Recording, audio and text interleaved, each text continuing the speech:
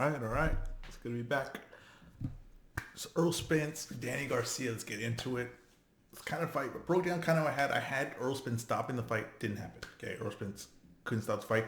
I thought that he could have been a little more aggressive, but I get Danny Garcia's a really good fighter, and maybe he just didn't want to give him too many chances to counter him. Right. Errol Spence pretty much did what I thought he was going to do, though. He was a little bit more controlled to start off. Definitely, at points he was more aggressive though. Like he definitely was putting a good amount of punches together. And I think what they were talking at the point of the fight about Errol Spence's power, and he said that he didn't feel like he had lights out power. One of the announcers said that. I believe it was I don't know. One of the announcers said that he didn't believe that Errol Spence had lights out power. I think Errol Spence does have lights out power. I never didn't think he did, and I don't think he's ever showed anything that he didn't have lights out power. And I think that's why those little shots that he lands, because he throws a good number of shots. He's continuous like flow of punches. We were just talking about that with Joe Joyce. Errol Spence has that. He has a flow of punches, and that's not like something easy to learn. It's kind of something you just have to have built in your mentality, and he has that. He definitely has that, and he's when he's got that going, and with the power I think he has, it doesn't take much for his shots to mean something and to push you off. And it's kind of how I thought it played out, because I thought Danny Garcia was gonna come out with all the confidence in the world in this because of the skill he has. But Danny Garcia is a one punch guy. He's looking to land one shot to change the landscape of the fight, and he didn't. And his power didn't come up to 147. It's shown that over and over again with all the elite level opponents he's fighting. That he just doesn't have that power at 147. Now at 140 he does. At 140 he's a factor, right? I just don't know if he can make it anymore. He's a tweener. He can't get to 147. He's too big for 140. He has no power 147. He can't get back to 140. So this is how his career's gonna play out. He'll never beat the top guys at that weight. He won't. He just won't. He won't. He will always come up too short. Later in the fight, the shots will mean too much, and he just doesn't want to take that chance. And people are saying because last round he went out. Wait, that's because last round in the 10 seconds ring, you feel like I could do this and not get hit. I could probably go out wild and not get caught. And I probably could survive. So it's way easier on your mentality to do that. But when the fight was happening and when he had to win the rounds, because he started off good. I had to like 2-2. I thought like he started off good, but Errol Spence it's like a train, just gaining momentum. And once he gets on it and he's on you, you're not gonna get him off. And especially if you ain't got the power to do it. And Danny Garcia didn't have the power. So Danny Garcia right now in his position of his career has to really think this out. Because I don't like saying like fighters don't fight, because there are big fights for Danny Garcia still. Like there's still fights I want to see, but you got to start thinking: is he just going to become a guy that loses all the big fights, or is he going to commit himself to getting back down to 140, right, and fight some big fights at 140, win your titles back, prove that you were just too small at that, but you're still an elite fighter? Because if you're going to stay at 147, I think it's really going to tarnish everything that you really work for to get to this position. It's really going to tarnish it because you're not big enough to stand with these guys, and you have the skills. The skills are there. I see them. Not everyone, right, with the style of Danny Garcia, he doesn't move around a lot. Danny Garcia does not move around a lot. He has the skills to stay in there with Errol Spence with that style of like, I'm going to stay there, I'm going to stand in front of you, and I'm going to wait for you to punch, and I'm going to try to counter it. A lot of guys try that will get knocked out by Errol Spence eventually because he's just getting hit with too many shots. Danny Garcia is very skilled. He's just too small. The same thing happened to Mikey Garcia, but basically the same things happened to Danny Garcia because they're the same exact size. Those guys should fight each other. Now, there's probably nothing to make that fight right now because they need to build it up again because of both coming up kind of big losses. Which even though Mike Garcia knocked out Jesse Vargas in a good fight, but then he never lets it. It never keeps going for him. He just lets it kind of like flat out. So you just kind of forget that even happened. Right, especially with all the COVID, you kind of forget that Mike Garcia got that win with Jesse Vargas, which was a pretty decent fight. Now going to Errol Spence, it was the Errol Spence I've always seen. Right, there was nothing in there that showed me that he was better, or something that showed me that he was worse, and that he was worse off the crash, which everybody wanted to see. He wasn't. There was no evidence of that he was worse off the crash. He was just as good. That's all I cared to see. Right, and now we're comparing everything he does to what Crawford does. And I have Crawford, if they matched up, I think Crawford wins that fight. I think Errol Spence is like a fencer. He's straightforward, back and forth, back and forth, back and forth, back and forth. Right, he's a fencer. He's coming in, jab, jab, right, jab, hooks your body. And then his defense mainly is on his arms, and he's going to move back out of range. Right, and he's pretty good with it. He's in, and when he comes in piercing shots, he's coming forward, he hits hard. Right, and then he jabs his way in, and then he jabs his way out. If he has to get out, he jabs. He's a fencer, back and forth. The problem with what he'll have with Terrence Crawford. Terrence Crawford is angles, and he's constantly balanced. So Errol Spence is sideways, right? Errol Spence gets balanced when he sets his feet. Crawford doesn't need to be feet set to be balanced. He's going to be balanced everywhere he goes. So when Errol Spence moves in, Crawford will be able to counter that. And Errol Spence moves back, Crawford's going to be able to counter that. Terrence Crawford's going to be able to punch wherever he wants. And I think that's what will eventually catch Errol Spence. I think Errol Spence will suddenly be getting caught with shots that he's not used to getting caught with. And his power, he'll be finding someone that can hit just as hard as him and put him out. Like, lights out just like that. So that's the fight to make, though. That's definitely the fight to make. People want to see it next. I don't think it's going to happen next. Just because contracts with Spence and all that. But there's a pathway that makes sense for this fight. So it doesn't mean the next fights aren't going to be good. It's not like Pacquiao, Floyd, where it's just like, there's no point in fighting anyone else. There's still points of fighting other people. If Errol Spence could fight Manny Pacquiao, he should take that fight. And Manny Pacquiao should take that fight. And this has a lot to do with Floyd Mayweather taking Logan Paul, right, fight, which is, it's ridiculous, right? It's a ridiculous fight. I'll have my thoughts after I talk about the Spence fight. But if Floyd Mayweather was going to fight Logan Paul, right, and Floyd Mayweather is younger than Manny Pacquiao, and they're kind of like rivals, right? Their careers, they're kind of rival. They kind of rival each other in their career. And you have a younger Floyd Mayweather, who undefeated still, never lost, really, never been in a war recently, right? At least like early in his career has been in some good fights, but never really been in a war. And then you have, he's fighting, right? He's younger, undefeated, never been knocked out, right? Never hardly even been touched. He's fighting Logan Paul at this point of his career, right? He's fighting Logan Paul. He's fighting joke fights, exhibition fights, fights you don't take serious, fights. They're really just, nonsense fights, right? Now, I'm not saying they don't make money, but they're just nonsense fights. If you're going back and looking at Floyd's career, you're not going to look at Logan Paul and Conor McGregor and be like, oh, wow, he did that, right? That's not going to add up, right? When you're looking at, like, why is he a Hall of Famer? Those fights ain't going to be in there. Now, Manny Pacquiao, right, could fight Errol Spence, who is, I guess, Floyd, right? He's this generation's Floyd. That's what they're making him out to be. And he could be. He could very well be, right? But Manny Pacquiao, who was older than Floyd Mayweather, who has came from smaller weights than Floyd Mayweather, who has been knocked out, who has been in these wars, right? I'm not saying that you punish Floyd for not being in wars or being knocked out, but I'm saying those Manny Pacquiao has. But he's still winning world titles. Since I was elementary school, now me being 30 years old, Manny Pacquiao is still winning world titles. He's still a world champion, right? And Floyd he's done fighting world fights. And Manny Pacquiao gets in there and he fights Errol Spence. Win, lose, or draw, he fights Errol Spence. And Floyd Mayweather's fighting Logan Paul. That does say something about who's had a better career. Right? Now, this say Manny Pacquiao beats Errol Spence. Because I don't see that as impossible now. As after Danny Garcia making it 12 rounds with Errol Spence, I see Manny Pacquiao could make it 12 rounds with Errol Spence. And it's not like Errol Spence's defense is super amazing. Like, and he's not a mover. He's going to go in there to get hit. And Manny Pacquiao is still one of the best offensive fighters in boxing, and he's still one of the best fighters in boxing because he just beat Keith Thurman, who was champ at that weight class. And Keith Thurman, who beat Porter and beat Danny Garcia. Manny Pacquiao beat that man. So to say that he can't win this fight, that's not true. He could win that fight. And if he does, he will pass Floyd Mayweather career-wise. He will. And maybe that would drag Floyd Mayweather out of retirement because Floyd Mayweather maybe would think, well, I can't allow this. I got to come back and that would where we get things interesting. But Manny Pacquiao, that's the fight you have to make. And if Errol Spence wins that fight, makes a bigger name, right? Makes him a bigger star, and builds up momentum when you have Terrence Crawford, who should come and fight Porter. Right? Have Terrence Crawford fight Porter. And now you know what Porter did? Give Spence all he can handle. So it's a good measuring stick fight. Porter has a name. Crawford has a name. It'll sell.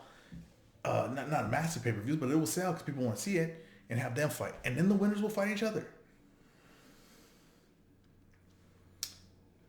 And if Manny Pacquiao wins, well, then that just sets up a bigger fight with Terrence Crawford.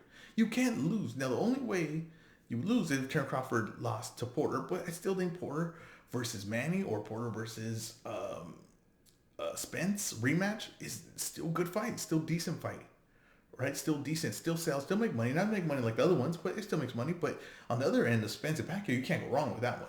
If you sign a deal, 2-fight deal with Manny and say you're going to fight Spence and you're going to come back and fight the winner of Crawford Porter, you can't go wrong. It's Spence or Pacquiao win. And most people are going to pick Spence to win. I'd probably pick Spence to win the fight. But you can't go wrong with whoever wins the fight. So there's still matchups there to be made. And it would set up a big fight at the end of 2021 with Spence and Crawford. Another fight that I still favor Crawford to win that fight. But Spence's resume is adding up, and he doesn't. And I want to lose the whole thing now. Let's get into people taking tune-up fights, because let's talk about where Spence is coming off of. He's coming off a car crash where he could have died. He flew out of his car, and I'm not saying it was his fault. He did this, but he still did this. He flew out of his car, damaged his face to his teeth, surgery on his teeth. You flew out of your car anytime a car crash, right? He came back off of that and said, "I'm going to fight Danny Garcia, who's a legit contender, top 5 contender in the weight class. Don't tune-up fight." So I don't need to hear where I just saw Billy Joe Saunders fight a tune-up fight against Martin Murray, and I was like, why? What was the point of this? Why did Zone put this on? Why did Eddie Hearn do this? Why do I need to see a tune-up? If Errol Spence is in car crashes, he don't need a tune-up. That doesn't make any sense to me. But yet, Billy Joe Saunders needs a tune-up for what? Because he sat on the couch too long? Get in the gym. You get your tune-ups in the gym. We as boxing fans, why are we saying this? What is this, college football? We're watching Alabama destroy, I don't know, some college from San Francisco. You know what I mean? It doesn't make any sense. It doesn't make any sense. I don't know why they have it in boxing. And I don't know why the fighters do it. Now, I don't know why the promoters pay for it. I don't know why the TV stations pay for it, because no one wants to watch it. Unless you have the name, unless you're Conor McGregor and you put him with anyone in MMA, people are probably going to watch it. Now, the sales aren't going to be through the roof, but they'll make money. That's guaranteed. Billy Joe Saunders not making money for tune-up fights. But yet they're main events. And yet they're probably paying them pretty decent to have them. They need to stop doing that. If you're a legit contender, fight legit contenders. That's it. And make more money and build your name. Mike Tyson's making money at 50 years old. In boxing, you can stay relevant. Look at MMA. If you're Anderson Silva, you can't make a dime right now in the sport. No one wants to sign you or everything. Mike Tyson just sold 1 million pay-per-views. If you build your name, this sport will follow you. But you have to go through contenders. Find out if you belong. Don't be scared. Don't dodge it. Find out if you belong in the sport. Now let's get to Floyd Mayweather, Logan Paul. I have an earlier podcast on this. I'll cut the clip, put it on my page, on my Instagram page, and I'll cut the clip, put it on the YouTube page as well, about talking about this fight when it first was rumored months ago. And I thought it was bad for boxing, right? And it could be bad for boxing, I guess, or it could be nothing for boxing. Because the thing is, in boxing, it's like saying boxing isn't one thing. You know what I mean? It's not under one platform. It's not the UFC. It's not the NFL. It's not the NBA.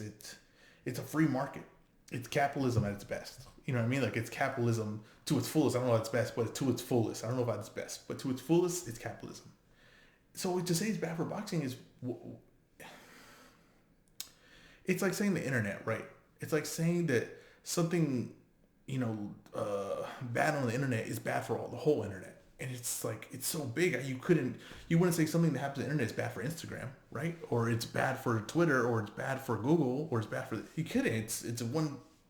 It's a giant living thing. It's not under one roof, right? It's not Target. It's not like something bad happens at Target that's bad for the Target brand. It's the internet. It's a whole massive thing. That's what boxing is. It's the internet. No one controls it. It does what it's want. And if people are so outraged, well, why is this? People are outraged. People want to watch Tyson and everything. Yeah, because people want to watch that. And if people want to watch it, it will happen. And that's honestly the fairness in fighting, right? So people wanted to watch in the UFC for years, John Jones versus Anderson Silva, or Anderson Silva versus GSP. It never happened. Because someone controlled it, and they said no, that. And they didn't let the fighters say, well, how much money will we make? Probably a lot of money, right? Well, we get the pay-per-view shares? Yeah, then that's how those fights happen. But if Dana White says, no, I don't want to make that fight because I'm not going to kill my 2 stars, I'd rather just have them fight this guy and you fight this guy and get wins and continue your careers. That's probably what happened there. So in boxing, if you can make money, you will fight each other. And it's not like, Floyd Mayweather was retired. He's not the champ of the weight division. He's not anything. It's an exhibition fight. It's not a real fight. That's what that means. It's not a real fight. The Roy Jones losing right now doesn't have a loss on his record to Tyson. Okay, no one's going to say Roy Jones Hall of Fame career, oh, he lost to Tyson. No one will even mention that. Okay, no one will mention that. So this is not a real fight. It's not a real fight. Now, will they fight for real? Most likely. I mean, if it sounds like Logan Paul's really going to go out there to try to take Mayweather's head off. I don't think he will. I'm pretty sure. I put all my money. Not pretty sure. I'm confident, 100% he will not. Right? But boxing is the fairest sport, right? If you can sell tickets, and people can get people behind you for some weird reason, it can happen, right? This fights can happen. That's why Jake Paul's a name, right? If Jake Paul, right, said like, I'll fight, trying to think, Chavez Jr., right? That fight would happen. Jake Paul take a beating, but that fight would happen. And the truth will be revealed. That's the beauty of it. It's the truth will be revealed in these fights. And the Logan Paul fights Floyd Mayweather. Floyd Mayweather, I don't know what he's gonna do. I mean, he might carry on for a few rounds, or he might spark him. You never know. I know people are saying like the size difference. You know, he probably can't knock out Logan Paul. If he wants to knock out Logan Paul, he's gonna knock out Logan Paul. It'll be maybe a continuous number of shots. There's only so many shots he can take, and Logan Paul's not a trained boxer at taking shots. Okay, so he's not like gonna be able to move with them or anything like that. But so if Floyd Mayweather wants to knock out Logan Paul, he'll knock out Logan Paul. But the sport's fair. Logan Paul and them are doing the YouTube boxing thing, and it reveals itself. A lot of these things like these YouTube guys are doing, it's actually revealing a lot of stuff. So we always thought if you had a top athlete and he came into the sport, he would dominate like a basketball or football, right? Then he got knocked out by a guy that's been doing it for 2 years, right? That revealed a lot of things in boxing, that you had those questions that was answered. Okay, so that was answered. Questions in boxing that it was answered by Jake Paul. Oddly enough, it was. Now we're gonna see. You have a bunch of guys that watch fighting and they watch Floyd and they say, he's so small. The guys watching who play football, play other sports, and they say, I knock him out if I fought him. I'd be too big, whatever. We're about to find that out right now. And there's gonna be people that say, well, Logan Paul's gonna be too big, right? He's gonna just be able to run through shots or everything like that. And they're gonna have to learn. And this is another learning lesson. It's you know what I mean? So it's to say it's bad for boxing. Boxing is a whole huge thing. Now they're not fighting for world titles. Now if Logan Paul was fighting for a world title, right? Like say Logan Paul's own one, and he somehow said, I'm gonna fight Tyson Fury. Tyson Fury said, I'll fight you, and they fought for world title. Then I would have to be like, okay, we can't do this, And I don't. That's not what's happening here. He's fighting Floyd Mayweather with an exhibition. Floyd Mayweather's retired. He's not fighting anymore, legit. Until he comes back and fights legit opponents, people know what it is. They're not dumb. You're not tricking them. Is there a way for Logan Paul to win? I mean, he's big. Like this will be the ultimate test of like if you could just bigger than these guys, will it be too much? This would be like the ultimate test.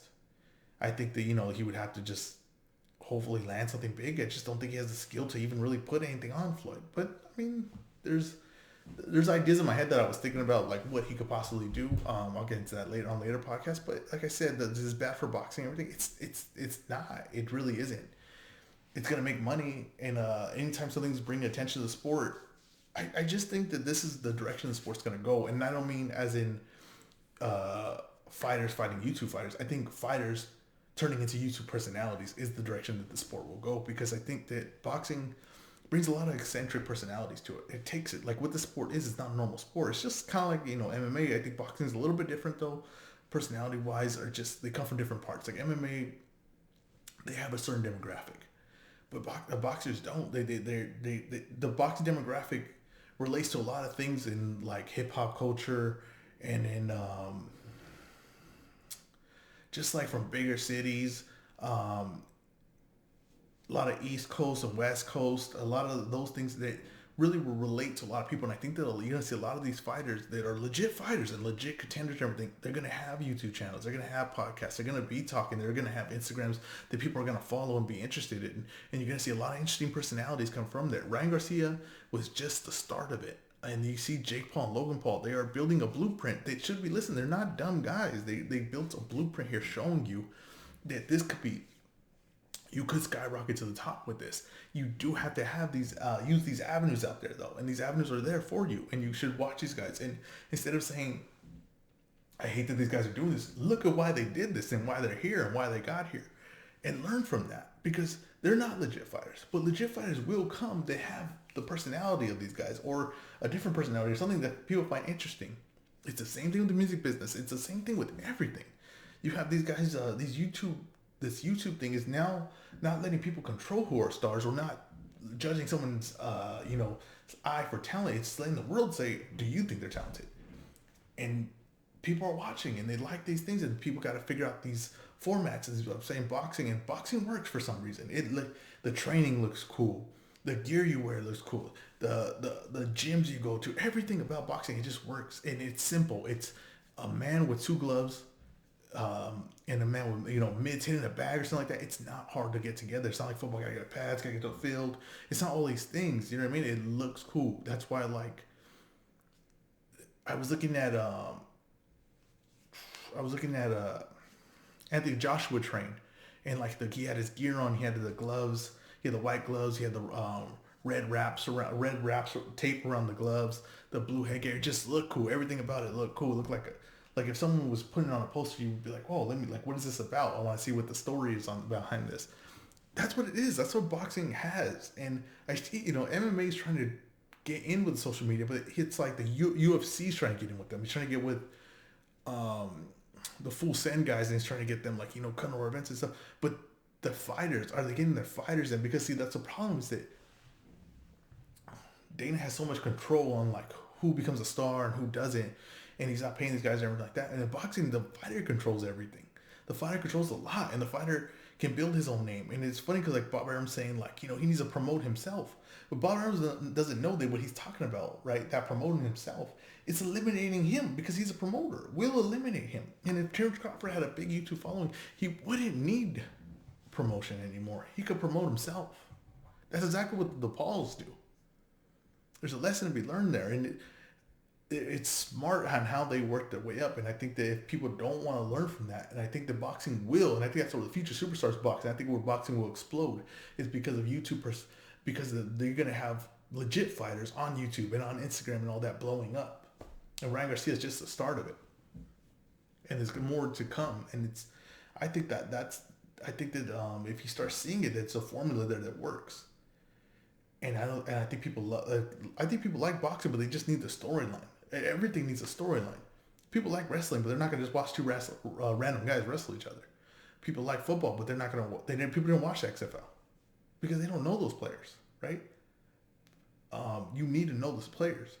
Even in college football, they know the players. Even in college football, they know the players. You need to know the players.